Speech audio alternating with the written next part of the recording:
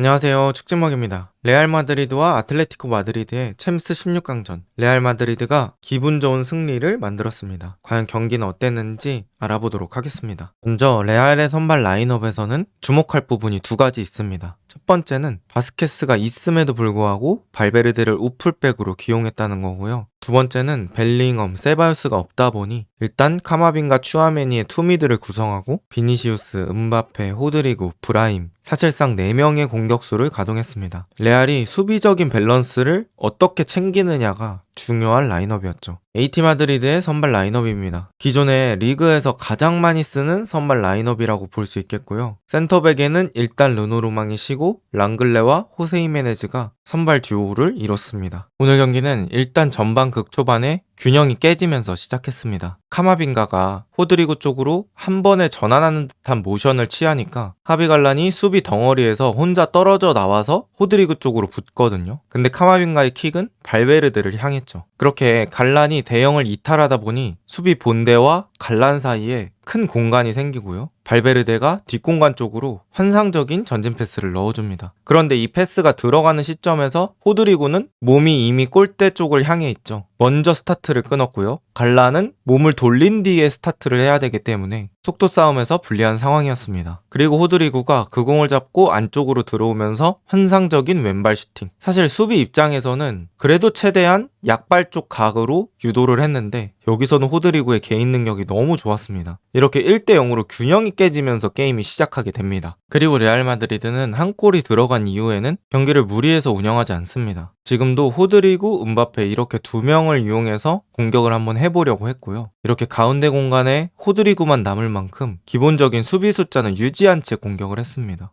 카마빈가나 추아메니 이런 선수들은 크게 공격에 관여하지 않았고요. 뒤쪽에 있는 4명의 포백도 크게 공격적인 오버래핑을 한다든지 앞쪽으로 전진한다든지 그런 모습들은 적었습니다. 공격하다 실패하더라도 역습에서의 리스크를 줄이는 플레이였죠. 그리고 오늘 카마빈가가 빌드업의 메인을 맡았습니다. 중앙 미드필더가 카마빈가와 추아메니 이렇게 두 명으로 나왔는데요. 추아메니는 카마빈가를 제대로 서포트 해줬고요. 카마빈가가 좌우 전환도 많이 때려주고 빌드업의 방향도 결정하는 역할을 했습니다. 그리고 오늘 실수가 적어서 레알 마드리드의 전개에 많은 기여를 했던 카마빈가입니다. 하지만 알레티도 환상적인 반격을 시작합니다. 레알 마드리드의 수비 인원 분배에 살짝 실수가 있었는데 그걸 제대로 공략했죠. 랑글레 쪽으로 빌드업이 진행될 때 사실 이걸 따라가는 건 음바페가 더 적절했었거든요. 그래야 호드리구가 갈란을 막으면서 사이드 쪽으로 몰아낼 수 있겠죠. 그런데 여기서 음바페가 아닌 호드리구가 랑글레를 커버하러 갑니다. 사실 호드리구가 튀어나가지 않고 음바페가 랑글레한테 접근하는 걸 기다렸어도 됐는데 호드리구가 나오게 되면서 랑글레에게 2명이 소비된 골이 되었고요. 랑글레는 갈란에게 전개합니다. 그리고 갈란을 막기 위해서 발베르데가 딸려나갈 수밖에 없었죠.